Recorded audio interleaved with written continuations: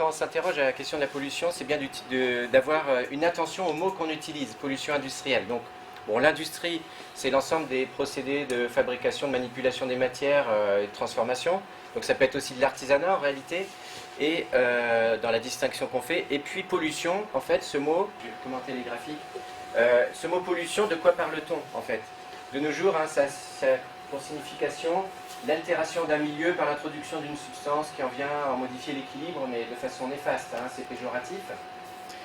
Historiquement, le mot pollution, il existe depuis le Moyen-Âge, mais jusque dans les années 1850, donc il y a à peu près 150 ans, 170 ans, il n'y avait pas du tout le sens qu'on lui connaît. Enfin, c'était assez proche, c'était la souillure d'un lieu sacré, comme une profanation religieuse.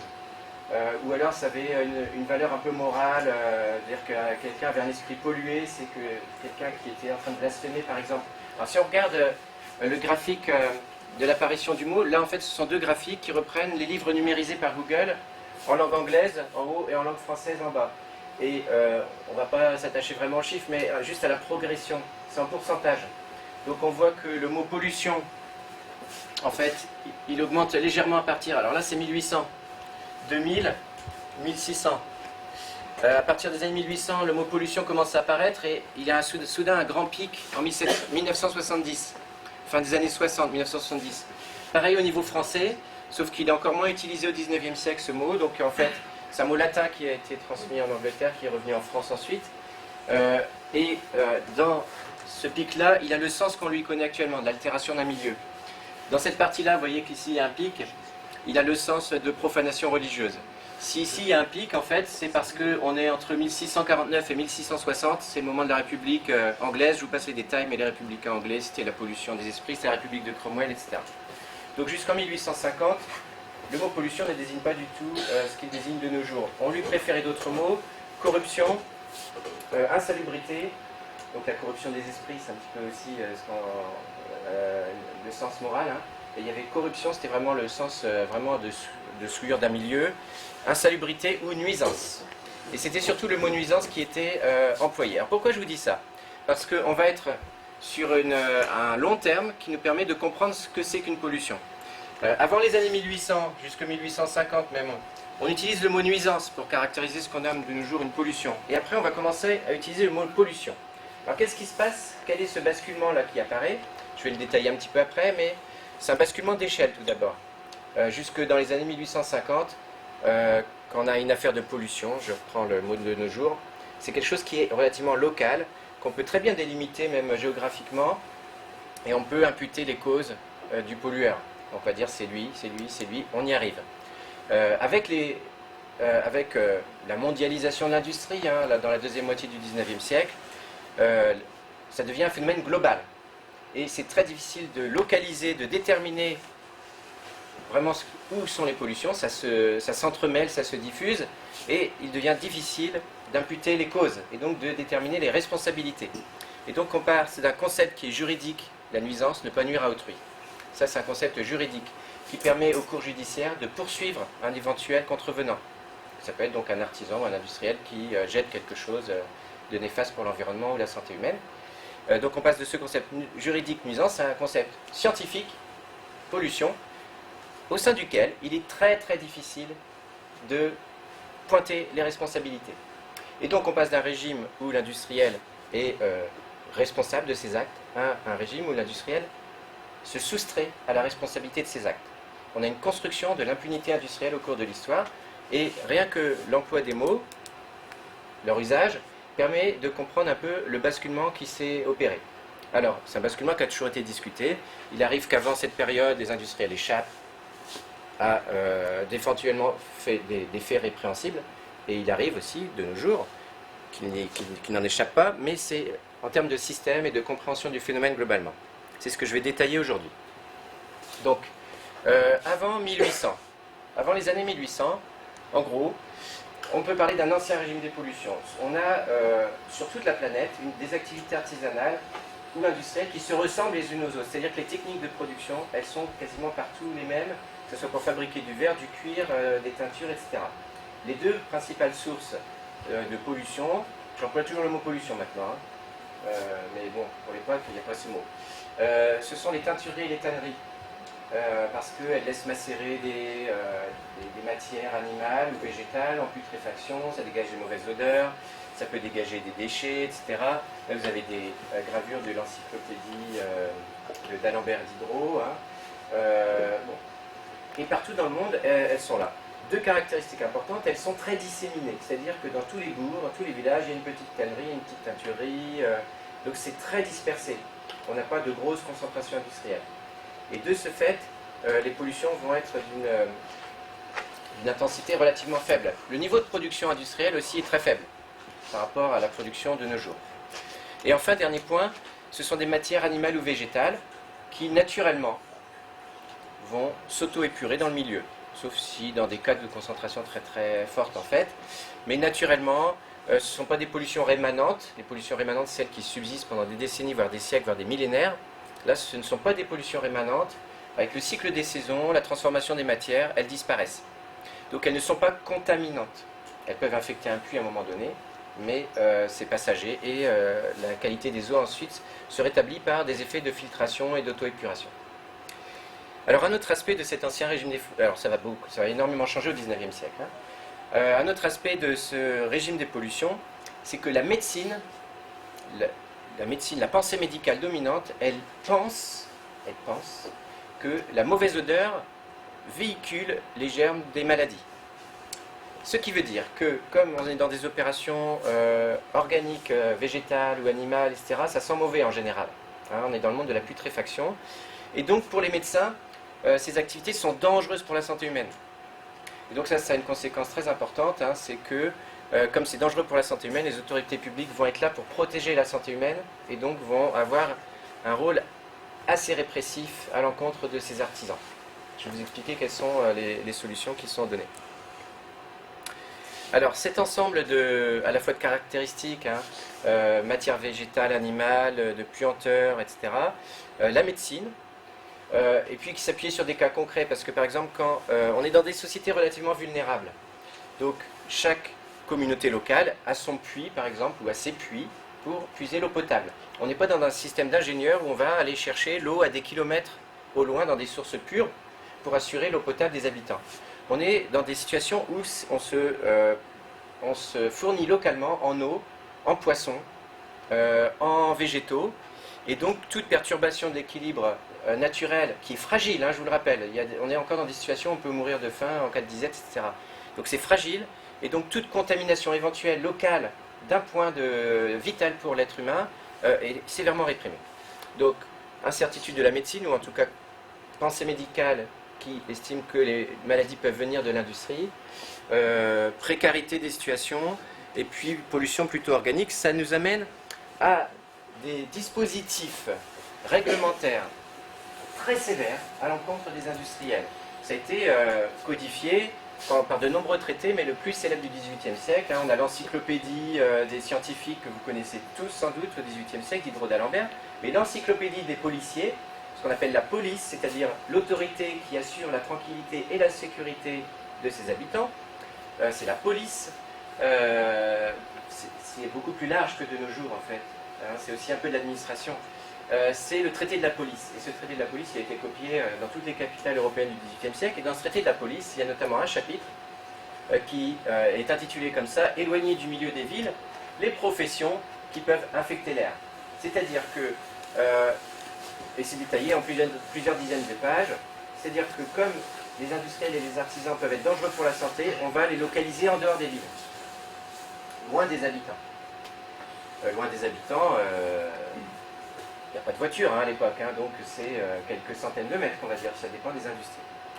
Mais par ailleurs, il y a un système répressif extrêmement important, parce que quand des artisans s'implantent ou produisent illégalement, on va dire, qu'ils ont ouvert une usine ou un atelier sans avoir eu l'autorisation, etc., ils peuvent être poursuivis. Donc on retrouve énormément de procès-verbaux de police ou de convocations à la chambre de police et de condamnation ensuite, par rapport à ces artisans. Là, c'est juste un petit extrait, hein, que ceux qui, par la profession, pour vous dire un petit peu les représentations de l'époque, hein, que ceux qui, par la profession, emploient des denrées et des drogues c'est des matières en fait, hein, qui peuvent infecter l'air et nuire à la santé du voisinage, soient tenus de se retirer hors les faubourgs, dans des lieux éloignés pour exercer leur profession. Donc ça, c'est un exemple de rapport. Il n'est pas rare, en fait, que les artisans, alors c'est quasiment systématique que les artisans soient punis d'une amende. Il n'est pas rare qu'on ordonne à la garde, à l'armée, de détruire les installations, et c'est fait le lendemain en général, et il m'est même arrivé de trouver donc des condamnations à l'emprisonnement. C'est-à-dire que l'industriel est clairement dans la sphère pénale. C'est-à-dire qu'il peut être considéré comme un délinquant. On peut caractériser des faits qui sont considérés comme délictueux. Très important pour la suite des événements. Alors, par ailleurs, il y a des dispositifs de prévention qui existent. Tout à l'heure, j'ai dit qu'il ne peut pas fonctionner s'il n'est pas autorisé. En fait, effectivement, ces artisans doivent être autorisés par la puissance publique, enfin les autorités locales, avant de fonctionner. C'est les enquêtes de Commodo et Incommodo, c'est le nom d'époque. Je ne m'y attarde pas. Alors, tout ce système va basculer, on va passer de ces nuisances qui sont caractérisées juridiquement avec des condamnations en chambre de police, c'est-à-dire en cour judiciaire, à un régime de plus en plus administré. Ça, c'est une évolution dont je vais vous retracer un petit peu le cheminement pour que vous compreniez ce qui se passe et ça va peut-être permettre de comprendre quelques enjeux contemporains. Alors tout d'abord, il y a quelques lieux dans le monde qui vont échapper à cette jurisprudence, à cette façon d'envisager les choses. Et ces quelques lieux, ce sont les mines lointaines des colonies. Parce que c'est loin de tout le monde, on est en dehors des lieux habités traditionnellement, des villes anciennes, etc. Et puis on est dans un système colonial. Et un système colonial, ça veut dire qu'on est sur un système juridique double en général, dual, dans lequel il y a aussi une forme d'exploitation des ressources. Les colonies, c'est pas simplement l'extension de la civilisation européenne, comme ça a été souvent dit, c'est surtout l'exploitation des ressources. Et ça a cette caractéristique extrême, surtout quand on est dans les mines, parce que les mines, c'est quelque chose d'extrêmement violent. On creuse la terre, c'est extrêmement difficile, dans des conditions effroyables pour les travailleurs. Et l'idée, c'est très violent, c'est comme le viol de la terre, en fait. Il y a beaucoup d'écrits qui parlent du viol de la terre dans les mines durant cette époque-là. Et l'exemple le plus frappant d'une première pollution qui va échapper totalement à ce dont je vous ai parlé tout à l'heure, donc à cette autorité de police qui veille pour assurer la santé des habitants, c'est la mine de Potosí, qui est la principale mine de l'Amérique, donc découverte après Christophe Colomb. C'est une mine d'argent.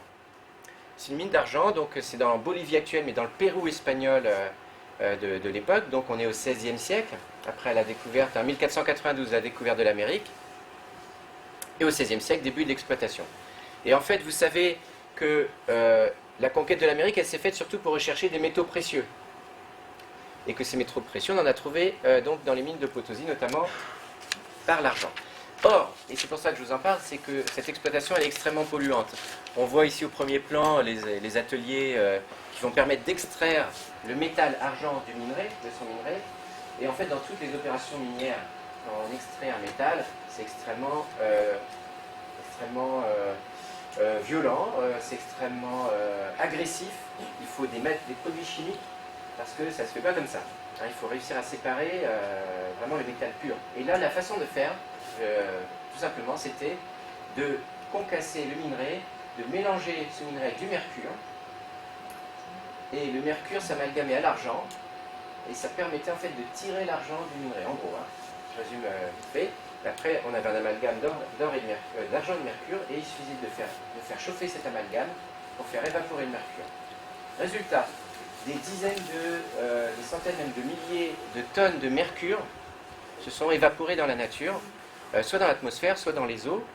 Et de nos jours encore, tout l'aval du bassin des rivières, de Potosí, etc., sont entièrement contaminés par le mercure, c'est-à-dire plus de 400 ans après. Cette mine, elle fonctionne encore de nos jours, plus au mercure, mais pendant plus de 300 ans, en fait, elle a fonctionné au mercure. Alors, pourquoi j'en parle? Parce que j'ai fait un petit détour. Pourquoi? Parce que les mines, et notamment les mines coloniales au départ, puis ensuite certaines mines européennes, vont être le laboratoire d'une nouvelle façon d'entrevoir les relations entre les hommes et les environnements. Avant les mines, les hommes y vivaient dans leur milieu naturel et il y avait une forme d'équilibre. Je ne dis pas qu'ils n'exploitaient pas, ils coupaient des arbres, ils semaient des plantes, etc. Mais il y avait une forme de relation, d'interrelation entre en fait, les communautés humaines et leur environnement. Avec les mines, on est dans un paradigme, qu'on dit un paradigme, c'est une espèce de vision de la prédation. de la captation des ressources et de la prédation. Et c'est tout à fait différent lorsqu'on envisage l'équilibre entre société humaine et nature de façon complètement différente. La nature est là pour vraiment servir l'homme dans ce cas-là, alors que dans d'autres cas, on est là pour vivre ensemble. Alors, là, en plus, on est dans un cas où il n'y a pas de réglementation, comme je vous l'ai dit tout à l'heure pour les villes, ou pour d'autres, des petits bourgs de campagne. C'est-à-dire qu'on est dans des systèmes où, en fait, l'exploitant minier fait vraiment ce qu'il veut, peu importe la pollution, et peu importe la pollution des alentours, puisque ce sont des communautés amérindiennes qui y vivent. Hein, et vous savez que, en fait, les Espagnols, puis ensuite les Anglais, Américains, puis en fait tous les colons, ont tué 95% de la population, et que ce n'était pas grave de tuer les Amérindiens. Hein, c'était le premier génocide de l'histoire.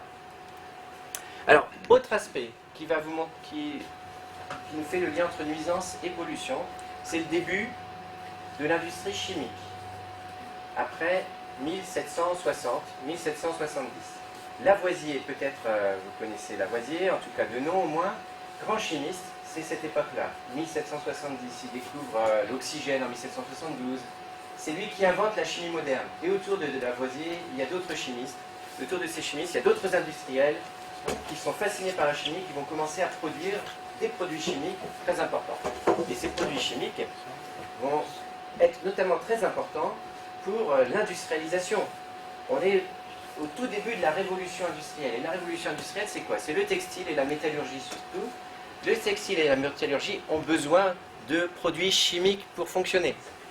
Soit pour teindre les couleurs, soit pour décaper les métaux. Et ils ont besoin surtout d'un acide qui est l'acide sulfurique. Et avant les années 1770, on ne sait pas produire d'acide sulfurique autrement qu'en laboratoire, dans des globes en verre, etc. C'est très fragile, c'est très cher, c'est très compliqué. À partir de 1770, on arrive à produire de l'acide sulfurique en grand, c'est l'expression de l'époque, c'est-à-dire d'un point de vue industriel. Hein, il faut brûler du soufre ou des pyrites de fer dans une pièce. Si cette pièce elle est en paroi en plomb, on arrive à donc condenser les vapeurs qui s'en dégagent et à les rassembler dans des vases, et ensuite il suffit de concentrer l'acide.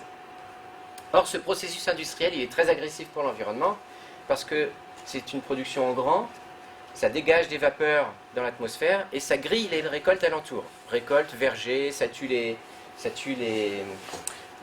ruches, parce qu'il y avait beaucoup de ruches aussi dans les bourgs, dans les villes, etc. Donc c'est en fait une production qui va très vite être attaquée par les voisins, en procès. Les industriels vont se retrouver en procès, ça correspond tout à fait à ce que je vous ai dit. Sauf qu'il va se passer quelque chose de majeur, c'est que les industriels de l'acide sulfurique, en fait, ils sont 3 ou 4 en France à cette époque, ce sont des gros industriels, ils sont proches du gouvernement, et ils vont faire appel de toutes les décisions de justice qui les ont condamnés. Et ces décisions de justice vont être arbitrées en Conseil du Roi, et c'est la première fois qu'on voit ça, des arbitrages en affaires industrielles en Conseil du Roi, et le Conseil du Roi va casser les jugements de police locale et ordonner à ces manufactures d'acide de fonctionner comme elles le souhaitent. Pourquoi? Parce qu'il faut être compétitif vis-à-vis de l'Angleterre, et que l'Angleterre n'avait pas des règlements aussi stricts, et que l'Angleterre avait laissé fonctionner des usines d'acide. Donc c'est à travers l'idée de compétition et d'ajustement d'une industrie par rapport à une autre que des règles de police ont été cassées du point de vue des pollutions dans les années 1770. Une de ces affaires, c'est l'affaire de Rouen, sur le site quasiment de Lubrizol, vous avez entendu parler de Lubrizol, en 1770-1774, c'était un des grands procès de pollution industrielle en France, et il se trouve que c'est sur le même site. C'est pas si étonnant que ça, parce qu'il y a toujours une forme d'héritage des sites industriels qui se construisent les uns sur les autres au fil des années. Alors, un autre aspect, c'est le début de la machine à vapeur. Vous avez tous en tête un peu cette révolution avec la machine à vapeur. Et cette machine à vapeur, c'est pareil, c'est l'Angleterre, ça se passe en Angleterre surtout. Mais la France va vouloir en acquérir. Et ici, vous avez une représentation de la deuxième machine à vapeur qui a été mise en place en France, à Paris. En fait, cette machine à vapeur, elle a été mise en place pour pomper l'eau de la Seine, pour fournir de l'eau en fait aux Parisiens. Et vous voyez que c'est à la fois un spectacle et un effroi, une énorme fumée, des flammes qui sortent de la cheminée, etc. Pourquoi? Qu'est-ce qui se passait? Ces machines à vapeur, technologie anglaise, elles fonctionnent au charbon. Or, jusqu'en 1790, il n'était pas possible de brûler du charbon dans les villes. C'était interdit. Il y a même eu des artisans et des industriels qui ont fait des peines de prison pour avoir osé brûler du charbon dans leur fourneau. Et pourquoi c'est interdit? Parce que ce charbon, il dégage une mauvaise odeur, une odeur sulfurique, soufrée. C'est très offensif, c'est une fumée très très noire, beaucoup plus noire qu'un feu de bois, hein, ou qu'un feu de charbon de bois. Et ces machines à vapeur, si elles doivent être implantées en France, à Paris ou ailleurs, elles sont obligées de fonctionner avec du charbon de terre, ça ne fonctionne pas avec du charbon de bois ou du bois. Et donc il y a eu un grand débat dans les années 1780 en France pour savoir si les machines à vapeur pouvaient faire dérogation par rapport au droit. Et ça a été arbitré là encore par le gouvernement qui a décidé que oui, il pouvait y avoir dérogation parce que c'était suivre la voie du progrès et toujours de la compétition en fait internationale avec la Grande-Bretagne. Et de fait, avec l'irruption des machines à vapeur dans le phénomène industriel, c'est aussi l'irruption du charbon dans les villes et l'irruption donc d'un nouveau polluant dans les villes. Alors, j'ai beaucoup cité la Grande-Bretagne parce qu'effectivement, c'est le foyer anglais. Charbon et métallurgie, on ne voit pas bien la carte du tout, mais c'est la carte des bassins miniers britanniques. Qu'est-ce qui s'est passé en Grande-Bretagne et pourquoi la France a dû se positionner à un moment donné par rapport à la Grande-Bretagne et pourquoi elle a fait une forme de surenchère par rapport à ces dispositions pour s'aligner au niveau de la compétition, c'est-à-dire favoriser l'industrie au détriment en fait de l'environnement ou de la santé publique. Et bien, qu'est-ce qui s'est passé en Grande-Bretagne? En gros, très très rapidement, au XVIIe siècle, la Grande-Bretagne est largement déforestée. Or, c'est un pays qui a des couches de charbon affleurantes et très très faciles d'accès. Et donc, à partir du XVIIe siècle, le gouvernement britannique a encouragé l'emploi du charbon de terre pour les foyers domestiques et dans l'industrie. Et de ce fait, au XVIIe et XVIIIe siècle, en fait, la Grande-Bretagne est devenue un pays où il était très compliqué de respirer dans les villes, par exemple. Hein, quand les gens allaient à Londres au XVIIIe siècle, c'était assez insupportable parce qu'il y avait une quantité de fumée comme à Calcutta ou à New Delhi de nos jours. Hein. Il y a eu des estimations de polluants qui ont été faites, c'est à peu près la mesure. Mais ce charbon a donné un avantage considérable à la Grande-Bretagne parce que au niveau calorifique, le charbon est très efficace. Et donc, il a commencé à être utilisé dans un certain nombre d'industries, dans des fours à chaud, dans des verreries, etc., etc. Ça a donné un avantage à la Grande-Bretagne pour son industrialisation et elle a commencé à gagner des parts de marché dans un certain nombre d'industries, métallurgie, textile, etc. Et puis quand, de ces progrès en progrès techniques, elle a réussi à concevoir la machine à vapeur, ça lui a donné aussi un deuxième avantage. Et donc il a fallu courir après cette compétition internationale dont la logique était purement industrielle. Alors, ce dont je vous ai parlé, les quelques procès et dérogations à la règle générale de police, ça n'avait pas du tout valeur de jurisprudence. C'était des exceptions qui touchaient surtout les fabriques d'acide et les machines à vapeur. Avec la Révolution française, ces dérogations, ces premières brèches dans la police sanitaire, elles vont être complètement, elles vont devenir la norme. Pourquoi? Qu'est-ce qui se passe? La Révolution française, c'est un régime de liberté, donc de liberté aussi industrielle. Bien sûr, il y a ces phénomènes de terreur, le gouvernement révolutionnaire, où les libertés sont suspendues. Il y a période de Napoléon aussi, où les libertés sont suspendues, surtout les libertés politiques. Mais les libertés économiques, elles ne sont pas suspendues. La Révolution promeut les libertés économiques. Elle se fait vraiment l'esprit du libéralisme économique qui existait déjà à la fin de l'Ancien Régime. Hein. Deuxième chose, donc là, par exemple, 1792, c'est un extrait d'un procès-verbal de police. Les fabricants répondent que la liberté donnait la permission de travailler partout. Là, c'est un policier, en fait, un commissaire de police qui n'arrive pas à faire appliquer le droit des nuisances. Les industriels disent que les révolutionnaires ont considéré que c'était un régime de liberté. Alors l'article 4 de la Déclaration des droits de l'homme et du citoyen est très important pour nos affaires de pollution. Pourquoi? Parce qu'il dit que la liberté consiste à faire tout ce qui ne nuit pas à autrui. Et là, on est vraiment dans la catégorie de nuisance dont je vous ai parlé. C'est le droit commun. On n'a pas le droit de faire quelque chose qui nuise à autrui. Ainsi, l'exercice des droits naturels de chaque homme n'a de borne que celle qui assure aux autres membres de la société la jouissance de ces mêmes droits. Ça, c'est un peu l'explication. Dernière phrase très importante, parce que c'est une phrase qui va être ajoutée aux règles de droit commun. Donc les révolutionnaires de 1789 ajoutent « Ces bornes ne peuvent être déterminées que par la loi ». Alors ça, c'est très curieux, parce que le droit civil, le droit pénal détermine déjà toutes ces catégories de nuisances, en fait. Il n'y a pas besoin de loi. On aurait pu très bien vivre jusqu'à nos jours avec une régulation des nuisances ou des pollutions sans aucune loi. Les droits communs suffisaient à déterminer les bornes et donc et même toutes les règles et toutes les règles et aussi tous les gradients dans les punitions. Donc c'est très curieux et ça va être très fondamental parce qu'on est dans une période où on considère que la souveraineté nationale doit aussi être motrice dans les transformations sociales et qu'elle peut se substituer parfois aux droits communs. C'est ce qui va arriver pour les pollutions. 1810, ça va être 20 ans après, mais c'est en 1810 qu'une loi, je vais en parler juste après, détermine en fait comment doivent être régulées les pollutions industrielles en France. 1810 jusqu'à nos jours parce qu'on est encore héritier de cette loi. Autre aspect important de la Révolution française, c'est que l'exceptionnel devient normal, c'est-à-dire que en fait, avec la Révolution française, il y a la désorganisation des structures de réglementation, l'abolition des privilèges, l'abolition des anciennes institutions, l'abolition de la police d'Ancien Régime, qui était aussi accusée d'être arbitraire, et donc une tentative de volonté d'un régime plus libre, mais aussi la guerre parce que en fait la Révolution c'est aussi la guerre contre les armées aristocratiques coalisées. Tout ça, ça a mis la France dans une effervescence où il fallait s'armer, il fallait lever la nation, la mobilisation en masse pour lutter et pour se défendre contre les pays étrangers. Donc c'était des guerres permanentes, et puis c'était des moments où donc les industriels pouvaient produire un petit peu tout ce qu'ils voulaient, et notamment donc il y a eu un programme d'industrialisation de Paris pour soutenir la guerre, ça s'appelait la Manufacture de Paris, et dans ce cadre, une immense usine a été construite aux portes de Paris, près de l'hôtel des Invalides.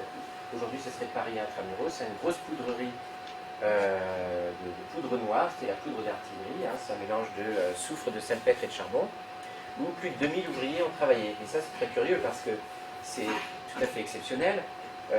Jusqu'alors, jusqu'en 1789, il était totalement interdit de construire une poudrerie à moins de 15 km d'un lieu habité. Parce qu'on sait qu'une poudrerie, ça explose.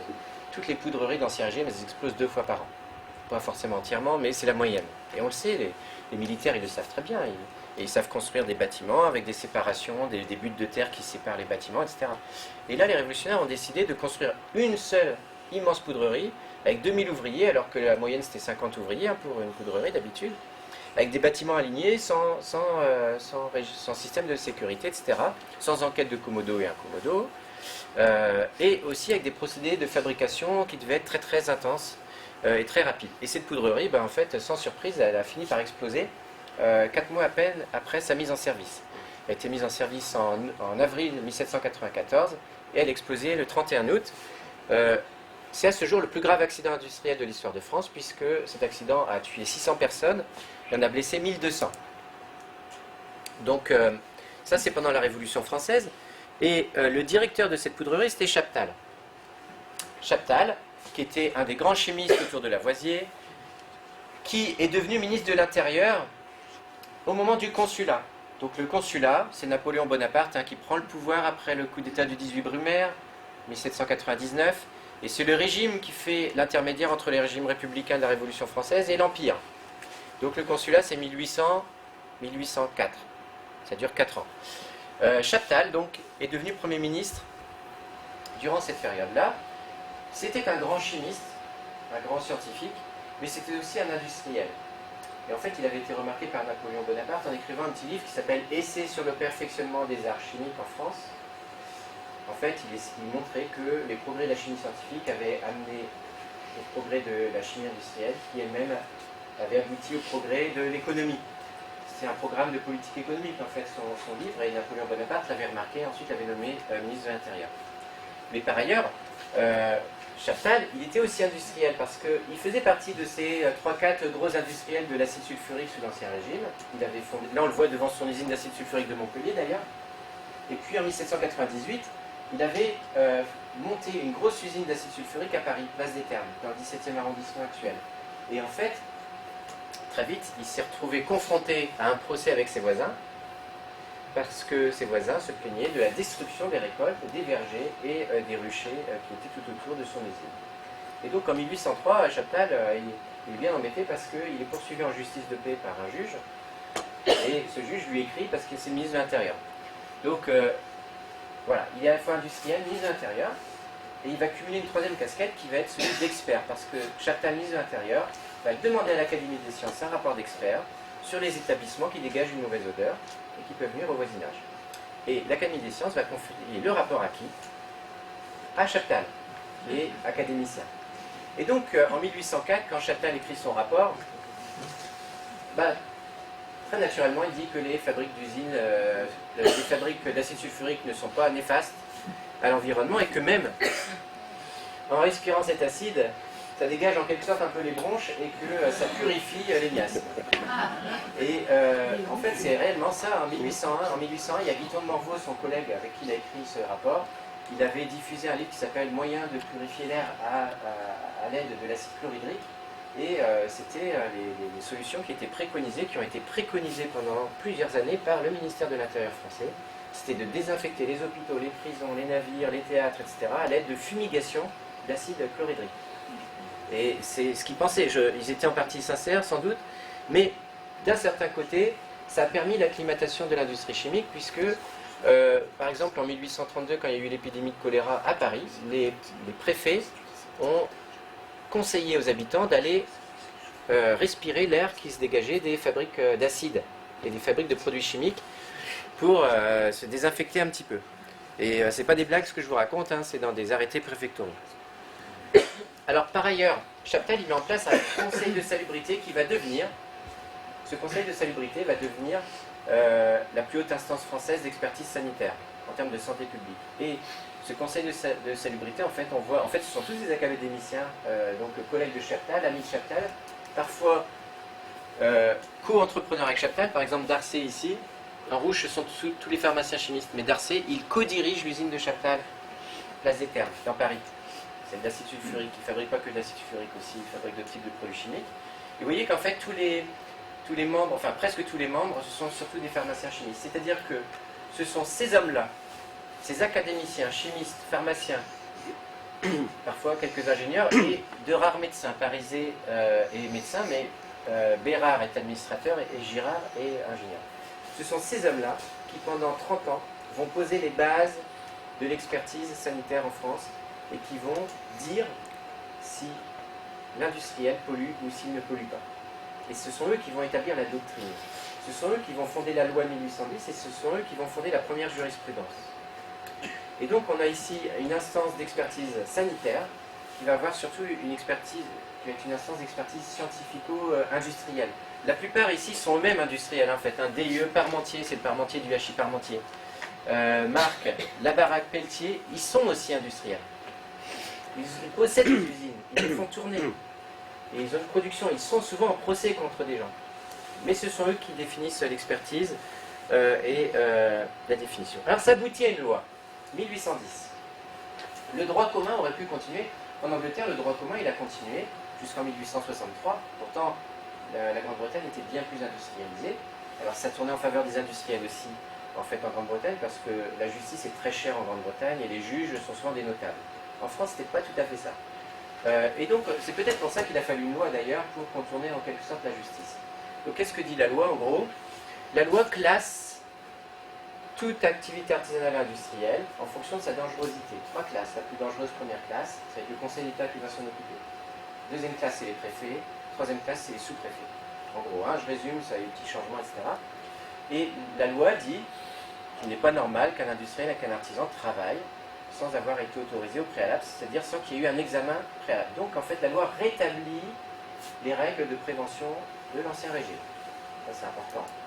Faisant cela, elle est rétablie et ça demande un examen assez lourd. Par exemple pour le Conseil d'État, donc pour les établissements de première classe, les plus polluants, acide sulfurique qui ne condense pas ses gaz, etc. Ça veut dire que c'est le Conseil d'État qui va autoriser l'usine. L'instruction dure entre 8 et 12 mois. C'est-à-dire qu'un industriel qui veut s'implanter, il va devoir attendre 1 an avant d'avoir le feu vert du Conseil d'État. Donc des mesures préventives quand même assez lourdes. En revanche, c'est contrebalancé par des mesures répressives quasi nulles. Quasi nulles. Pourquoi? Parce que comme les mesures préventives sont lourdes, comme le Conseil d'État c'est un acte d'administration publique, et que l'administration publique ne peut pas se dédire, c'est-à-dire qu'elle a suffisamment en fait examiné la situation, Si l'administration publique autorise un établissement de première classe, c'est qu'elle considère qu'il ne nuit pas à la santé. Si cet établissement ne nuit pas à la santé, il est devenu seulement incommode. Il ne peut pas donc faire l'objet de poursuites en justice pénale. Vous voyez le raisonnement? Ça veut dire que ce régime préventif, avec le Conseil d'État à la tête, ça va en fait être un instrument formidable pour les industriels d'échapper en fait à la juridiction pénale. Je vous ai dit tout à l'heure qu'on avait eu des cas de prison et de destruction d'usines pour contravention. Avec ce régime, en fait, un industriel ne peut quasiment plus être considéré comme un délinquant ou un criminel, hein, s'il y a eu des morts, mais quasiment plus. Mais, évidemment, s'il l'a fait exprès. S'il y a un risque d'incendie, qu'il n'a pas pris du tout de précaution, il va pouvoir être poursuivi, évidemment. Évidemment, s'il emploie des produits qui ne sont pas du tout autorisés, qui sont mortels pour le voisinage, il va pouvoir être poursuivi. Mais à partir du moment où il se conforme aux conditions d'autorisation, même si on se rend compte plus tard que les produits qui étaient autorisés étaient dangereux pour la santé, etc., comme il a suivi la procédure d'administration publique, il va échapper. Donc ça c'est le cadre de la loi de 1810, et de nos jours on est clairement toujours dans ce système. C'est pour ça que je m'éteins un peu. Pourtant le code pénal 1810, il pourrait permettre en fait à des juges de poursuivre des industriels pour pollution. L'article 471 qui existe encore le permet. Ils seront punis pour chasser tout ça, tous ceux qui laissent se dégager une exhalaison. C'est-à-dire qu'en fait, pendant une vingtaine d'années, il y a eu un espèce de flottement, parce que la loi retire aux juges des cours pénales la possibilité de les poursuivre, mais le code pénal de la même année, 1810, les autorise. C'est en quelque sorte un peu contradictoire. Donc il y a une forte tension, et ça joue au niveau de la jurisprudence, en fait, pendant plusieurs années. Et finalement, le Conseil d'État en 1824 et la Cour de cassation en 1827 ont tranché. Les cours pénales n'ont pas à poursuivre les industriels parce que la loi, en fait, a été faite justement pour permettre aux industriels de pouvoir fonctionner tranquillement parce qu'ils investissent, parce qu'il faut aussi qu'ils puissent investir sans être l'objet de poursuites continuelles. Donc la loi de 1810 a été faite pour que les industriels puissent fonctionner en fait, moyennant quoi un examen préalable du dossier aura été fait par l'administration publique. C'est ce que Héron de Villefausse, conseiller d'État, dit en 1824. C'est précisément parce que l'application des règles de droit commun, et là il pense au système pénal, avait présenté d'énormes difficultés dans les affaires de ce genre, les affaires de pollution, qu'il a été reconnu nécessaire en France d'établir une législation spéciale concernant les ateliers qui répandent une odeur insalubre. Alors ça va être très favorable en fait aux industriels, parce que, et c'est là que je viens un peu je vais aller un peu plus vite là sur le 19e siècle, le 20e siècle, naturalisation des pollutions. Pourquoi? Parce qu'en gros, le décret de 1810, la loi de 1810, va, en fait, dans la jurisprudence, il y a beaucoup d'industries qui vont être autorisées si elles adoptent des dispositifs dépolluants ou quelque chose comme ça. Mais en fait, il n'y a jamais de dispositifs qui sont tout à fait dépolluants complètement, il y a toujours des fumées qui s'échappent, etc. Et donc, en fait, au lieu d'avoir un industriel avec une grosse cheminée qui n'a pas d'appareil de filtration, etc., et de l'interdire parce qu'il pollue trop, on va en avoir 10 ou 15 qui vont mettre des appareils de filtration et de dépollution, mais globalement, on aura autant de fumée, sauf qu'il y aura 15 personnes qui vont le faire plutôt qu'une, en fait. Donc par unité de production, effectivement, c'est une loi qui va aboutir à une baisse de la pollution, mais en production globale, parce que tous ces industriels sont autorisés, en fait, on a une augmentation de la pollution.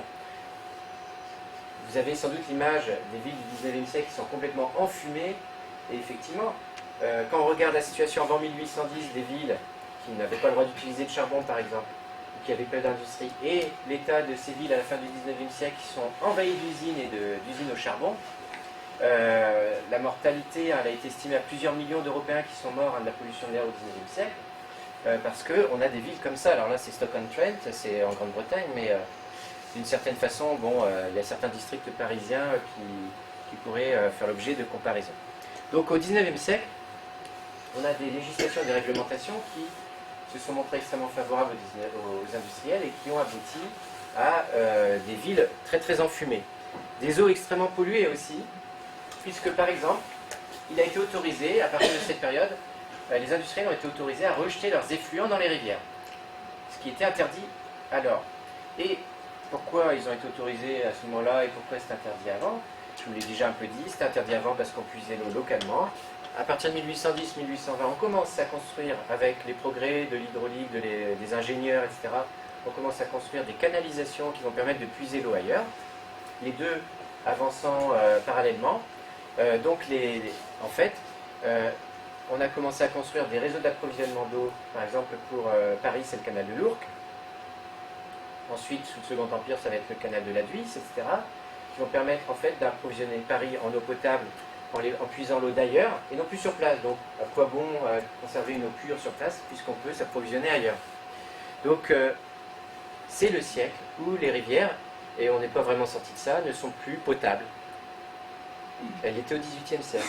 C'est le siècle où les poissons disparaissent du centre des villes. Il y avait des pêches en plein cœur de Paris au XVIIIe siècle. Et donc on est dans des situations de dégradation continuelle de l'environnement au cours du XIXe siècle. Et qui vont se poursuivre au XXe siècle en réalité. C'est le début aussi, au XIXe siècle, des premiers engrais chimiques.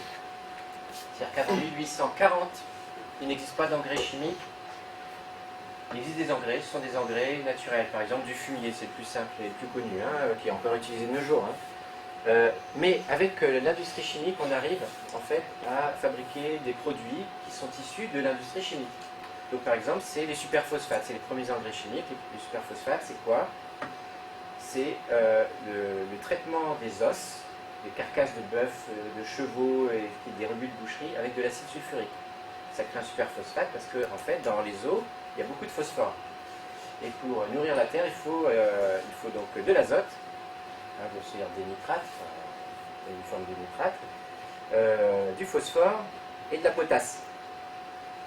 Donc de la potasse, on va la trouver surtout dans les mines de potasse. Le phosphore, donc grâce à l'industrie chimique, et le nitrate, on va finir par le trouver dans l'industrie chimique avec un procédé chimique, c'est le procédé Haber-Bosch de 1910, qui est la synthèse de l'azote de l'air. Donc on va fixer l'azote de l'air dans un produit et ensuite on le restitue à la terre. Et donc ça va être, là vous voyez c'est Saint-Gobain, et vous voyez que sur cette affiche des années 1870, les produits chimiques sont perçus comme quelque chose de très pur quasiment, puisqu'on a cette paysanne qui se repose sur sa boîte de foin ou de paille. C'est vraiment perçu comme le progrès, alors que ces produits chimiques maintenant on le sait, ces engrais qui ont complètement détruit les sols en réalité. Le substrat naturel des sols, c'est-à-dire ce qui fait l'alimentation des plantes, a été complètement tué par ces produits chimiques et que le seul moyen de faire pousser maintenant du blé ou des betteraves, etc., c'est d'en remettre. C'est-à-dire de remettre un aliment artificiel dans ces terres, de l'ajouter, parce que si on ne le met plus, le sol il est mort. Ça a été montré par beaucoup d'agronomes. Mais au XVIIIe siècle, on pense que c'est encore un progrès, parce que ces produits chimiques, c'est un apport de matière, donc on va nourrir, on va gaver la terre, et effectivement elle va produire plus. C'était un enjeu important, c'était de nourrir la population.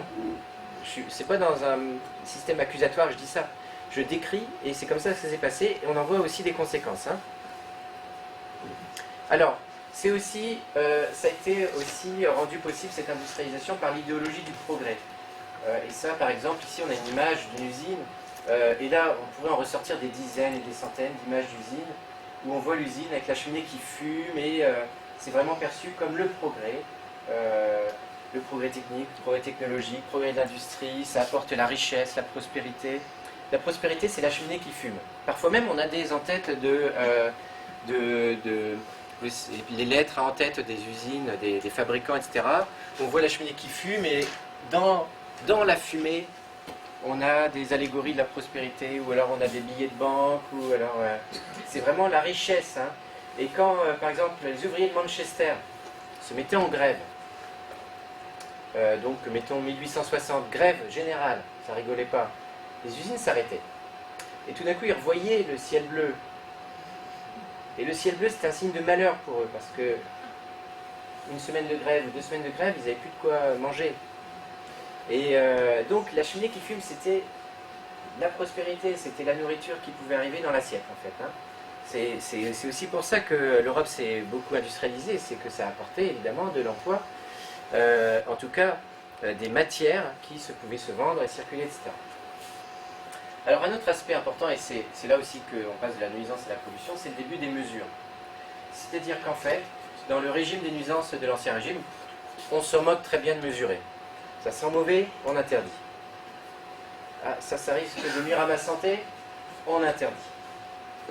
Avec les scientifiques et le passage à la pollution, on va se dire, ah, mais on va peut-être faire des mesures pour avoir l'esprit scientifique quand même, parce que de dire c'est dangereux comme ça et de tout interdire, ça ne va pas. Donc le nouvel esprit du 19e siècle, c'est d'avoir une démarche scientifique, une approche qui permet de caractériser les choses plus précisément. Et donc ça va être de prendre des mesures. Mesure de l'eau, là c'est Faraday qui vient rendre visite à l'eau polluée de la Tamise, sur l'image. Mais c'est donc de prendre des mesures et de calculer en fait la quantité de polluants qui pourrait être acceptable ou acceptée sans nuire à la santé. Et partant de ces mesures, on va avoir une régulation par la dose. Les grands pharmaciens ou les grands médecins disent aussi parfois que la question du poison, c'est la question de la dose. Hein. La dose fait le poison. Par des seuils, et donc par des normes. Et de nos jours, on est complètement là-dedans. Hein. On dit tant c'est autorisé, après on baisse la norme, on la monte, etc. Et donc c'est au milieu du 19e siècle que ça apparaît, ça. C'est-à-dire qu'on va mesurer la quantité de monoxyde de carbone dans l'atmosphère, par exemple. Alors, on commence à avoir des outils pour mesurer ça. C'est au moins précis de nos jours, bien sûr. On va mesurer du dioxyde de soufre, par exemple, dans l'atmosphère. Et en fonction des captations qui sont faites, on va dire, bon, bah là, c'est à tel niveau, c'est bon, l'usine peut continuer à fonctionner. Là, ça dépasse, on va l'arrêter 3 jours, et puis on va attendre que le niveau baisse. Donc ça, c'est une forme de gestion par la norme. Et cette forme de gestion par la norme, ça va encourager une adaptation par des dispositions techniques, en fait, essentiellement, plus que par interdire ou autoriser. Hein, et ça, c'est le régime de la pollution qui le permet. Le régime des nuisances, c'était pas ça. Il n'y avait aucune préconisation technique, aucune mesure. Alors, ça c'est vraiment l'idéologie du progrès. Mais, en fait, là, juste petit aparté, mais en fait, au cours du 19e siècle, les générations qui avaient connu l'Ancien Régime, et aussi d'autres communautés, des communautés rurales qui n'avaient jamais connu l'industrie, qui voient l'industrie surgir à la campagne. C'est un bouleversement fondamental pour eux, en fait. Et c'est une nuisance, ça peut être insupportable. Et en fait, le 19e siècle est émaillé de protestations contre ces usines. C'est-à-dire que ces usines se sont implantées parce qu'elles ont été encouragées par les autorités, parce qu'elles apportaient du travail, parce qu'elles pouvaient apporter des richesses, mais elles ont été très fortement contestées au fil du temps. On pense qu'il y a une prise de conscience actuelle, ou depuis 40 ans, depuis les années 70, par rapport à l'environnement. Mais en fait, les communautés locales, à partir du moment où leur environnement est bouleversé et qu'elles en voient des effets négatifs, elles peuvent en voir des effets négatifs, positifs, mais si elles en voient des effets négatifs, elles vont protester, se révolter éventuellement, etc. Eh bien, la plus grande répression ouvrière et la plus grande répression tout court, en fait, ni politique, hein, parce que des répressions politiques ou coloniales, il y en a eu beaucoup, mais sociales, on va dire, au XIXe siècle, elle a eu lieu en Espagne, ces images-là. Et en fait, elle a porté sur un cas de pollution, tout simplement, parce que en Espagne, c'était à Huelva, dans les mines de Rio Tinto, des mines de cuivre. Le cuivre était affiné à l'air libre en faisant brûler les minerais. Ça dégageait beaucoup de dioxyde de soufre dans l'atmosphère qui retombait en pluie acide. Et ça dévastait tous les environs. Et donc, en fait, la population s'est rassemblée à protester. Plusieurs dizaines de milliers de personnes ont protesté pendant plusieurs jours. Et finalement, l'armée qui était venue pour protéger l'industrie, elle a tiré dans la foule et elle a tué sans doute près de 200 personnes. Hein, et donc, on a déjà au XIXe siècle des formes de contestation sociale qui sont liées parfois déjà à des problèmes environnementaux. Ça, c'est un cas extrême. Mais dans les archives, on retrouve quantité de pétitions, quantité d'oppositions, quantité de manifestations contre des usines qui viennent perturber l'état existant, mais qui viennent aussi parfois polluer, et ça c'est parfois noté, des agriculteurs voisins, ou qui viennent simplement être une menace d'explosion, par exemple, hein, comme l'incendie du Lubrizol, mais des explosions, on en a déjà au XIXe siècle, avec les machines à vapeur, les usines de gaz, etc. Et donc, il n'est jamais agréable de vivre, en fait, près de ces usines qui peuvent être dangereuses, même si des normes de sécurité sont prises. Hein. Alors, je vais pas tarder, je ne sais pas si j'ai encore un tout petit peu de temps. Hein. Alors, encore, hein, c'est intéressant, je pense. Hein. Alors, je continue un peu. Ce qui a fait l'extension aussi de ces usines, c'est les fronts pionniers. je ne sais pas trop si on peut parler de front pionnier, par exemple, pour Rockwool à Soissons, mais c'est l'installation d'usines à la périphérie des villes qui vont grignoter comme ça sur les campagnes. Voilà. Et ça, c'est très net, c'est un processus très très net qui a été mis en valeur, par exemple, dans la plupart des villes, comme Paris, par exemple. Là, vous avez une peinture de Van Gogh qui est très trouble, ça n'honore pas ce peintre. Mais où, en fait, on voit à Asnières, qui est une ville de la banlieue parisienne, hein, de nos jours, un front pionnier d'usine qui se met en place et qui va grignoter les campagnes, qui va grignoter les champs. Et ce front pionnier avançant, ce sont les ouvriers qui viennent habiter près des usines. Donc on n'est pas dans la perturbation d'une ville anciennement bourgeoise ou quoi que ce soit. Et donc ça crée une espèce de banlieue ouvrière très typique, comme on peut en avoir en Seine-Saint-Denis à Paris. Alors Asnières, c'est en Hauts-de-Seine, mais dans les Hauts-de-Seine, jusque dans les années 1960, c'était très très industrialisé aussi. Hein. Renault, Peugeot, enfin Citroën, c'est aussi dans les Hauts-de-Seine qu'il y avait ces grosses usines. Hein. Dispositifs techniques aussi, qui sont encouragés par la réglementation. Par exemple, 3 classes, hein, je vous ai dit, et par exemple l'acide sulfurique était classé en première classe, mais en deuxième classe si l'acide sulfurique utilisait des tours de condensation. Là, voici l'exemple d'une tour de condensation d'acide sulfurique. En fait, les vapeurs de l'usine, elles passent à travers une série d'alvéoles qui sont arrosées par de l'eau avec de la chaux, etc. Ça condense un peu d'acidité. Hein. Alors, si l'industriel met en place cette tour de condensation, l'industriel sera classé en deuxième classe. Et donc, il va être considéré comme incommode et non dangereux d'emblée, même sans enquête de prévention. Et puis, au lieu d'avoir 8 mois ou 10 mois d'enquête, il va en avoir 2 ou 3 mois, et c'est le préfet qui va autoriser, pas le Conseil d'État. Donc, c'est un encouragement à l'amélioration technique. Alors ça fonctionne assez bien, en fait, au niveau, donc, comme je le disais tout à l'heure, de l'unité de production. Hein.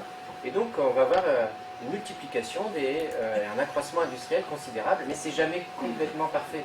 Il se dégage toujours, en tout cas au XIXe siècle, et même de nos jours, en fait, il se dégage toujours quelque chose, même s'il y a des appareils de filtration, etc. Et ce qui fait que c'est un paradoxe qui fait que moins on pollue, plus on pollue, en fait. Dans le monde, historiquement, d'un point de vue historique, alors les ingénieurs, ils seraient furieux, enfin, ils diraient, ben non, on pollue moins, tu vois bien, on ne pollue plus rien, là, c'est complètement sain, quoi, il n'y a plus de problème. Ben, historiquement, c'est le contraire, on peut constater que c'est le contraire. C'est-à-dire que plus on a mis en place des systèmes performants au niveau technologique, et ben plus on a pollué la planète. Alors je fais un petit détour pour vous expliquer ça. C'est que dans les années 1860, il y a un économiste qui s'appelait Jevons, qui était le fondateur de l'économie néoclassique, qui a mis en valeur l'idée que plus on est économe en énergie, plus on en consomme. Et il l'a montré, il a fait sa démonstration à travers l'exemple du charbon de terre. En fait, il avait extrêmement peur que le charbon de terre, il n'y en ait pas assez. Parce que dans les années 1860, on consommait beaucoup de charbon, et puis en Angleterre, il commençait à plus en avoir, il fallait creuser profond. Donc il commençait à s'inquiéter de ne plus y avoir de charbon, l'épuisement des ressources. Et en fait, donc c'est une époque où on essayait de créer des fourneaux de combustion du charbon économiques. Et lui, il a fait son étude, il a vu que les lieux où il y avait les charbons économiques, c'est les lieux où on consommait le plus de charbon. Donc il a essayé de comprendre pourquoi. Ben, en fait, plus on est économe, plus le combustible, il est bon marché, donc plus on va le consommer, etc. etc. Il y a eu ces raisonnements qui ont été faits pour les lumières, par exemple. Hein, les lumières, avec les ampoules basse consommation, ça coûte moins cher, ça consomme moins d'énergie, etc. Et donc on consomme plus, en fait. Et ça, c'est ce qu'on appelle les effets rebonds. C'est-à-dire que l'amélioration dans un point va avoir un effet contraire aux intentions de départ. Alors, des fois, on dit que l'enfer est pavé de bonnes intentions. Et bien, sur les économies d'énergie, c'est un peu ce processus qui est fait. Et pour les pollutions, c'est un petit peu pareil aussi, parce que moi, j'ai beaucoup travaillé sur les appareils fumivores. Ce qu'on appelait les appareils fumivores, c'est-à-dire les appareils qui brûlent la fumée des cheminées. Et donc, en fait, les usines qui ne brûlaient pas leur fumée avec des appareils, des fourneaux fumivores, ils n'étaient pas autorisés avant. Donc, pas de pollution, ils ne fonctionnaient pas. À partir du moment où ils ont été autorisés parce qu'ils avaient un appareil de dépollution ou de moindre pollution, ça aboutit a une tolérance des pollutions au niveau de l'unité, mais si on autorise un là, on va autoriser l'autre, on ne peut pas interdire l'autre. Et par analogie, c'est la multiplication de sources de polluants. Alors de nos jours, en fait, au XXe siècle, le monde est surcontaminé. L'état des mers est effroyable, l'état des rivières est effroyable, l'état des sols est effroyable, et ça fait 250 ans qu'on met en place des systèmes ultra performants en filtration et en dépollution. Et c'est peut-être ça l'idée que je voudrais... je ne suis pas encore à ma conclusion, vous en faites pas, mais une des idées que je voulais dire, c'est que on court après le progrès technologique et on y arrive. Mais on n'arrive pas à résoudre le problème de pollution. Il est toujours de pire en pire en fait, parce qu'on produit beaucoup plus, parce qu'on est beaucoup plus nombreux. Ça c'est vrai, ça c'est un aspect aussi du phénomène, mais on n'arrête pas de croire en la technologie. Ça fait 250 ans qu'on dit « Ah mais la technologie va nous sauver, dans 10 ans on va s'en sortir », et ça fait 250 ans que c'est un échec en fait.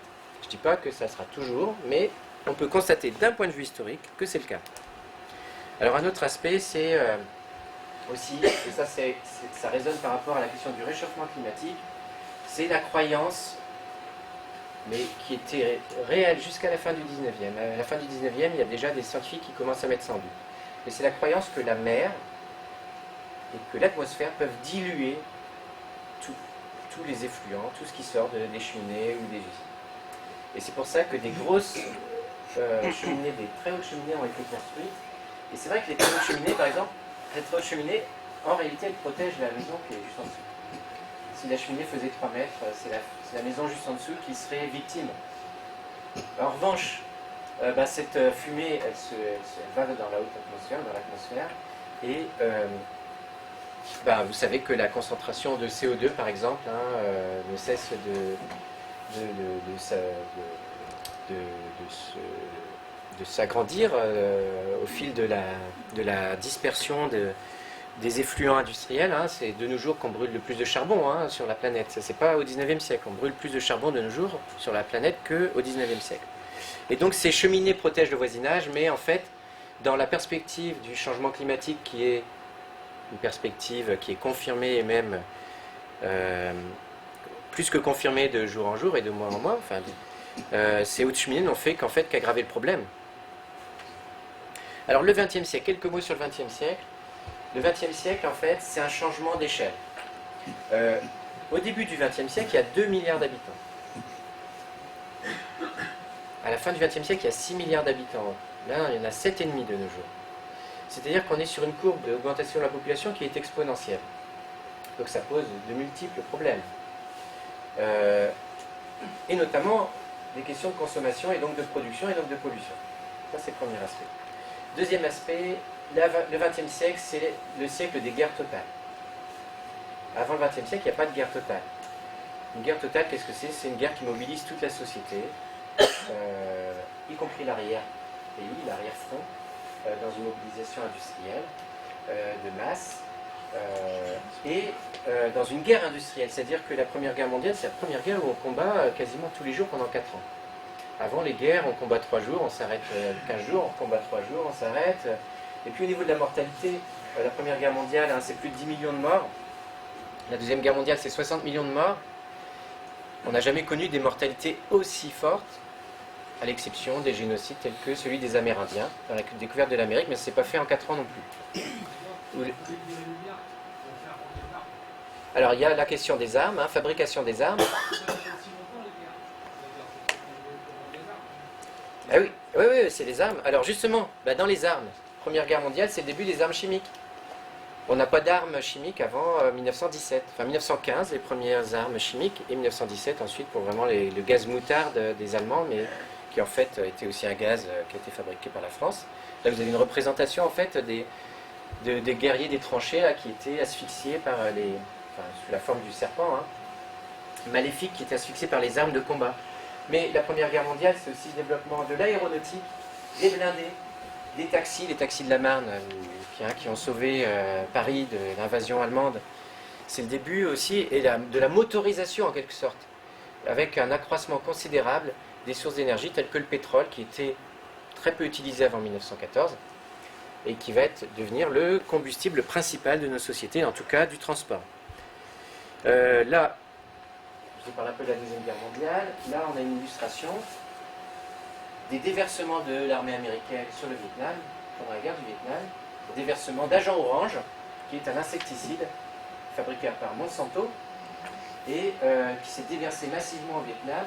Un tiers du Vietnam est encore de nos jours contaminé par l'agent orange. Ça a rendu inhabitable et inexploitable d'un point de vue agricole une grande partie du Vietnam, et encore actuellement. Un autre exemple de gaz qui est mis en place par les guerres, qui va être très important, c'est le DDT, qui est un des premiers pesticides. On a parlé des engrais tout à l'heure, ce ne sont pas encore les pesticides. Les engrais ont nourri le sol. Les pesticides ont tué la vie, qui empêche une autre forme de vie, qui est celle de notre nourriture. Donc on va tuer des insectes pour faire pousser du blé.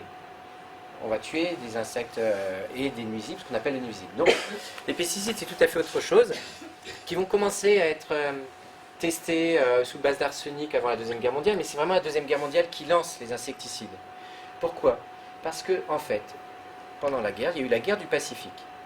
Et la guerre du Pacifique, le plus grand ennemi, c'était le moustique, qui propageait des maladies. Et les Américains devaient se battre contre les Japonais et se battre contre les moustiques. Et donc, ils ont mis en place un insecticide, c'est le DDT, qui a été découvert en 1938 par le Suisse Müller, qui a été ensuite prix Nobel de médecine en 1948 pour sa découverte. Donc, assez comique. Et ce DDT donc a permis de tuer beaucoup de moustiques pendant la guerre. Et les stocks étant énormes en 1945, parce qu'il y avait 15 usines qui ont été construites aux États-Unis pendant la Deuxième Guerre mondiale pour construire le DDT, pour fabriquer du DDT, pour se battre contre les Japonais. Que faire de ces stocks énormes ? Eh bien, on les a testés en agriculture et on les a améliorés, etc. Et le DDT est devenu pendant 30 ans le principal pesticide et a tué évidemment beaucoup d'insectes et des oiseaux également. Et de nos jours, on en est un petit peu là. Alors le DDT maintenant est interdit en Europe, aux États-Unis, parce que la preuve de sa dangerosité pour la santé humaine a été établie, mais il a été remplacé par plein d'autres types de molécules et de produits chimiques. Et de nos jours, on est dans des gammes extrêmement variées et dont les effets sont très controversés.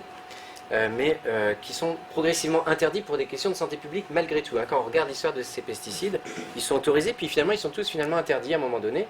On autorise des nouveaux parce qu'on pense qu'ils ne vont pas être dangereux, et on finit par voir qu'ils sont interdits. Donc là, ceux qui sont autorisés de nos jours, je ne vais pas pouvoir dire s'ils vont être interdits, mais quand on regarde le processus historique, si ce processus historique est le même, ils seront interdits un jour ou l'autre.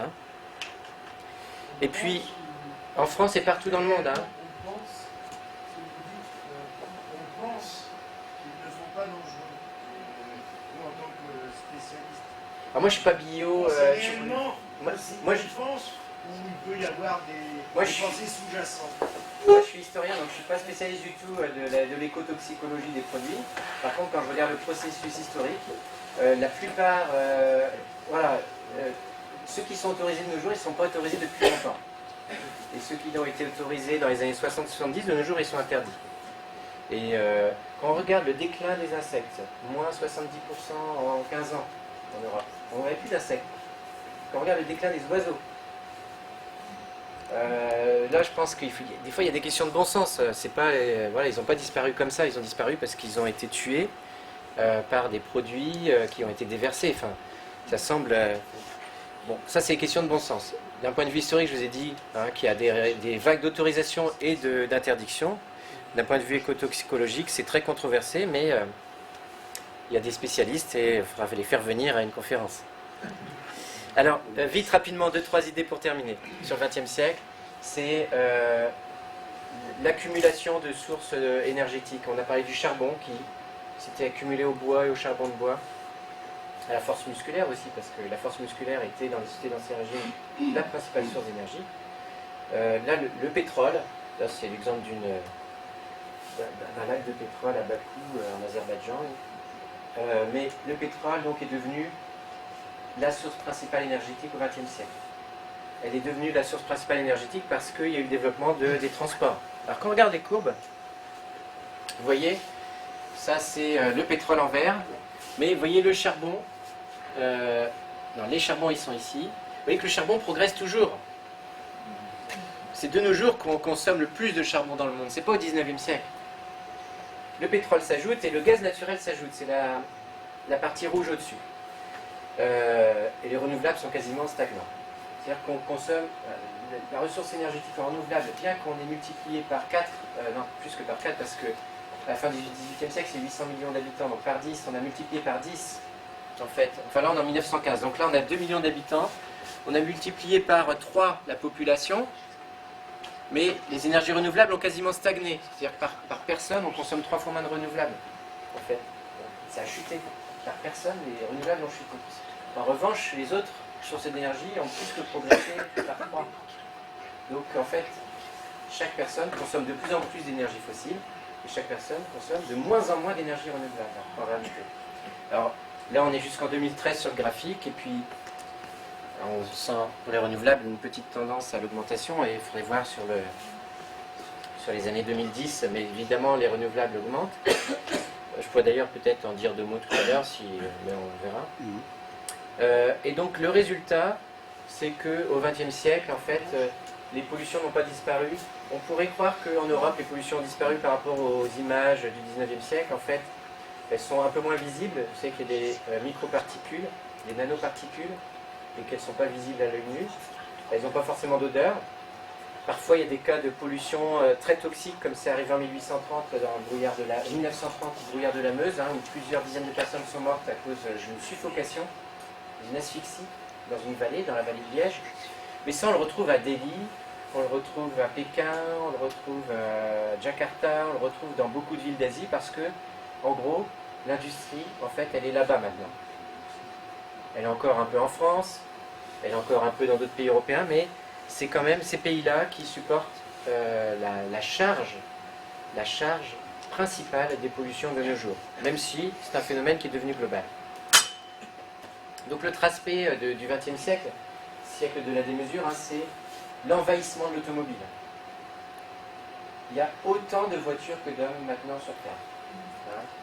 Donc, on en a produit, on en a produit autant qu'il y a d'habitants. Donc il y a c'est un envahissement d'automobiles. Et déjà en 1902, là, vous avez une illustration du choc de ce que c'est que l'automobile. L'automobile, les débuts, c'est la fin du 19e. Et déjà en 1902, on a peur de la vitesse, on a peur du bruit, on a peur des fumées. Et de nos jours, ce problème, il n'est pas résolu. On vit tous, finalement, de l'automobile parce qu'on doit se déplacer, etc. Nos sociétés sont faites pour ça. Mais toutes les voitures, elles dégagent un gaz nocif. Si vous respirez derrière un tuyau d'échappement, vous allez mourir. Si vous allumez une voiture dans un garage fermé, il y en a qui se suicident comme ça. Donc c'est nocif pour la santé. Et pourtant, on considère que c'est dilué et qu'on peut avoir quelques doses acceptables. Là, c'est l'exemple d'un accident très célèbre, en fait, qui a mené à des premières contestations, pas des premières, mais des contestations de grande ampleur à l'échelle nationale. C'est la maladie de Minamata. En fait, au Japon, certains d'entre vous ont sans doute entendu parler de ça. C'est, en fait, près de Tokyo, il y a une baie, c'est la baie de Minamata. Il y avait une usine qui fabriquait du caoutchouc synthétique pour les voitures et aussi d'autres types de produits, avec du mercure notamment. Et le mercure, il s'était rejeté dans la mer, dans une baie plus ou moins fermée. Ce qui fait que tous les poissons, en fait, ont été contaminés au mercure, et vous savez que le mercure s'accumule, il n'est pas rejeté par les organismes. C'est un métal lourd comme le plomb, il s'accumule. Et donc, ce poisson, il était mangé par les gens, en fait, par les pêcheurs locaux. Et en fait, plusieurs dizaines au début, ça s'est traduit par des problèmes c'est neurotoxique, le mercure, et donc des problèmes de comportement erratique, etc. Et puis ensuite par des naissances de personnes difformes, en fait. Donc c'était des maladies qui se transmettaient génétiquement, avec des mutations génétiques importantes. Et donc ce drame de Minamata, en fait, a abouti à un scandale, en fait. Et le jugement sur Minamata n'a été clos qu'il y a quelques années, c'est-à-dire qu'il a duré 40 ans. C'est un procès qui a duré 40 ans, parce que les responsabilités de l'industrie étaient énormes. Il laissait rejeter non seulement il ne respectait pas le droit, Mais en plus, il savait que les produits comme le mercure, on sait que c'est dangereux depuis que ça existe quasiment. Et donc il a été condamné avec des indemnisations aussi très fortes et aussi avec un renforcement de certaines mesures au Japon par rapport à l'environnement. En fait, justement, c'est ma question de tout à l'heure. En fait, en sous-entendu, c'est ça. Dans l'histoire, c'est aussi l'économie qui a entraîné ces choses-là, où c'était réellement, on ne savait pas, et on a empoisonné les gens. Alors, je vous réponds avec l'exemple de l'amiante. Parce que l'amiante, justement, c'est le cas typique des controverses. Est-ce qu'on savait ou est-ce qu'on ne savait pas? Est-ce qu'on a empoisonné? Ou est-ce que le développement économique était important? Alors l'amiante, là vous avez une courbe de la production mondiale d'amiante. Donc vous voyez, ça fait un pic comme ça diminue et ça réaugmente là. Là on est en 1900. Et là on est en 2000. 2000 c'est ici. Donc là on est en 2010. Hein. Donc c'est en train de réaugmenter. Parce que l'amiante de nos jours, on sait que c'est dangereux. Enfin, il n'y a plus de controverses en Europe et même dans le monde, il n'y a plus de controverses parce que ça provoque un cancer de la plèvre, c'est une paroi du poumon, qui n'est provoqué que par l'amiante.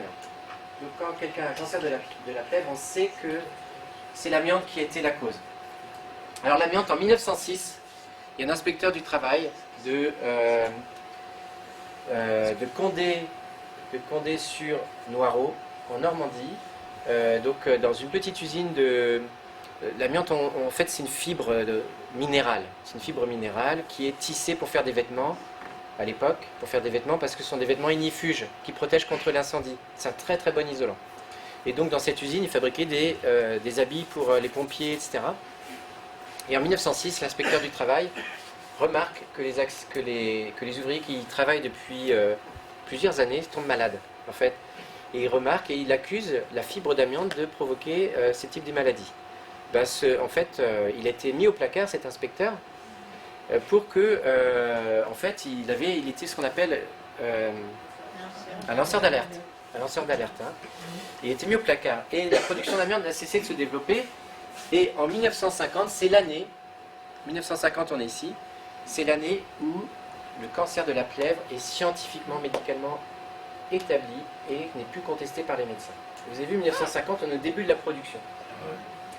Pourquoi? Qu'est-ce qui s'est passé? C'est ce qu'on appelle l'agnotologie. L'agnotologie, c'est la fabrique de l'ignorance. On sait, mais tout est fait pour qu'on ne sache pas. Tout est fait par certains acteurs. Pensez au réchauffement climatique, par exemple. Ça fait 40 ans qu'on sait qu'il y a le réchauffement climatique, mais depuis maintenant, on se commence peut-être à sortir de ça. Mais il y a encore 10 ans, c'était les controverses. Allègre en France, de l'Académie des sciences, il n'a pas arrêté d'écrire pour dire que le réchauffement climatique c'était pas vrai, etc. Alors c'est quoi le processus de l'agnotologie, fabrique de l'ignorance? Et bien en fait, il y a des rapports scientifiques qui établissent un diagnostic, qui établissent une vérité, leur vérité en quelque sorte. Et donc les industriels de l'amiante, dans ce cas-là, ils vont tout faire pour contrecarrer ça. Et donc ils vont essayer de faire des contre-études, de dire que la méthodologie adoptée par l'étude n'est pas bonne, les protocoles scientifiques ne sont pas bons, ils ne sont pas très rigoureux, et puis leur propre étude montre que ce n'est pas dangereux, etc., etc. Alors, cette fabrique de l'ignorance, c'est-à-dire c'est instiller du doute, on appelle ça les marchands de doute, instiller du doute, dire qu'il faut plus de recherche, soudoyer éventuellement des scientifiques, ça il y a des scientifiques qui ont été lourdement condamnés pour ça, et noyer le poisson, etc. Et donc ça, c'est un processus qui a existé pour l'amiante. On voit la courbe de progression de l'amiante, qui n'a été interdite que dans les années 90 en France. Ça a été fait pour le tabac. Et dans les années 2000, les industriels du tabac américains ont été condamnés lourdement parce qu'il a été démontré, et grâce à des historiens d'ailleurs qui ont eu accès aux archives, il a été démontré que les industriels savaient que c'était dangereux. Ils le savaient. Mais ils ont mis en place des processus et des contre-expertises pour faire croire que ça ne l'était pas. Monsanto a déjà été condamné aussi pour ça.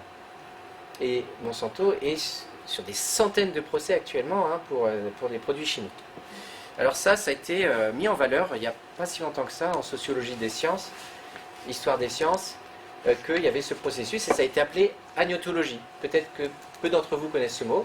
C'est une nouvelle science en fait, c'est C'est la science de la fabrique de l'ignorance. Comment on met en valeur, on étudie en fait cette fabrique de l'ignorance.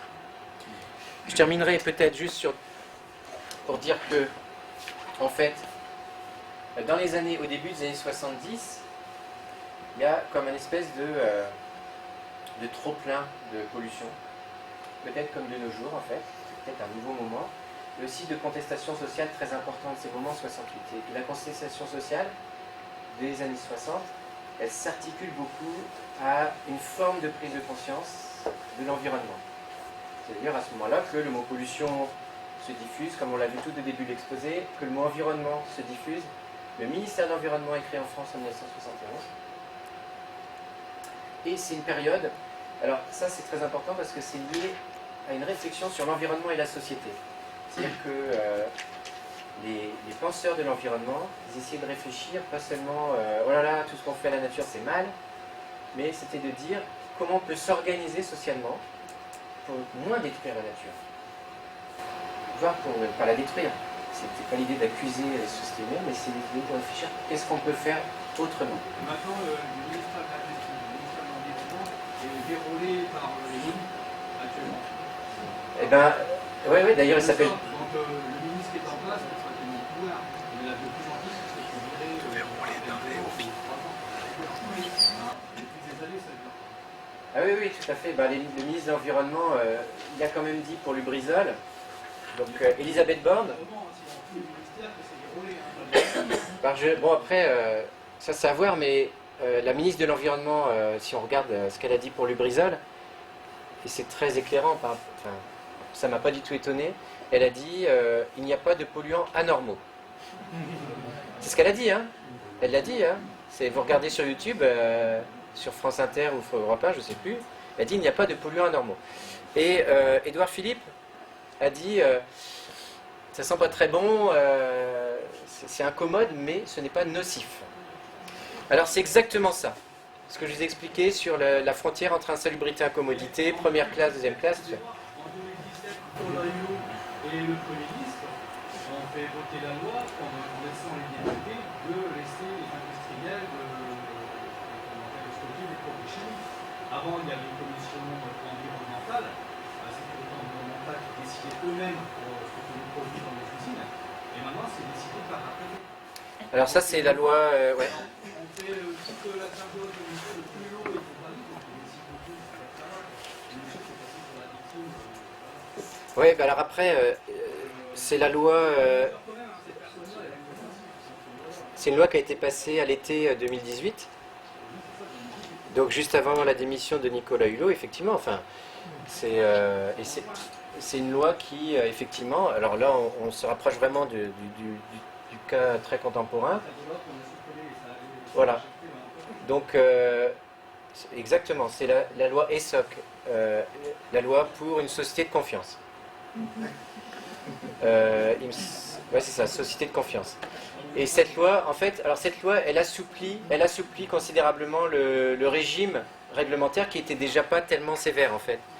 Et donc, effectivement, pour un grand nombre de... Quand une usine déjà autorisée veut augmenter son niveau de production autorisé ou y adjoindre un autre produit qui rentre dans la même gamme de fabrication, il suffit d'une autorisation du préfet maintenant, comme le dit monsieur, et ce n'est plus évalué par une agence indépendante, une agence environnementale indépendante qui fait un diagnostic. Et par ailleurs, ça c'est très important aussi, les CHSCT, les comités d'hygiène et de sécurité dans les entreprises, qui sont souvent des lanceurs d'alerte aussi, parce que ce sont les travailleurs de l'usine qui peuvent voir si on utilise tel ou tel produit, si on augmente tel ou tel produit, qui peuvent faire des recours. C'est vraiment des sentinelles en fait au sein des entreprises. Et ces CHSCT sont en train d'être fusionnés avec les comités d'entreprise, avec des compétences partagées avec les comités d'entreprise et donc avec des compétences moins fortes. Mais les syndicats étaient tenus un peu à l'écart aussi, ça, Oui, oui. Il y avait des représentants syndicaux dans les CHSCT, mais dans les comités d'entreprise aussi. Mais après, c'est des organes qui n'ont pas tout à fait... La fusion des deux fait que les CHSCT n'ont plus un rôle de sécurité et de vigilance environnementale comme elles l'avaient avant. Je je vais peut-être m'arrêter là pour l'exposer, mais c'est le moment des questions. Merci en tout cas pour cet exposé. Bravo. Moi, j'ai trouvé ça très très intéressant, c'est presque même dommage que ça s'arrête maintenant. Vous l'avez vu, hein, comme je l'ai dit au départ, pas de droite, pas de gauche, pas de politique ici. Vous êtes Thomas Leroux, Oui, chargé de recherche au CNRS. sur Paris. À Paris, oui. Soissons. J'ai pas vécu à Soissons, mais je suis soissonnais de naissance et j'ai vécu dans la campagne. Autour de Autour de Soissons. Soissons, oui. J'étais à Château-Thierry au lycée. D'accord. Voilà, Donc vous êtes un actionnaire, un pur actionnaire. exactement. Et donc on peut dire que vous êtes Nadine Soissons. Exactement. En tout cas, un grand merci. Vous voyagez à travers le monde, vous faites des conférences. Un petit peu, mais j'essaie de moins en moins de voyager en fait, Ouais. en avion notamment. Mais ça m'est arrivé de faire des conférences à l'étranger. Et votre domaine de prédilection, c'est Donc, le... c'est vraiment l'histoire de l'industrialisation et les conséquences sur l'environnement, d'un point de vue historique. Je vous remercie. Merci. Je vous en prie. Et aussi, parce que je suis un enfant du pays aussi, comme vous l'avez dit. Oui. Je suis un peu en famille ici, ma mère, j'ai des tantes, des cousines, cousins.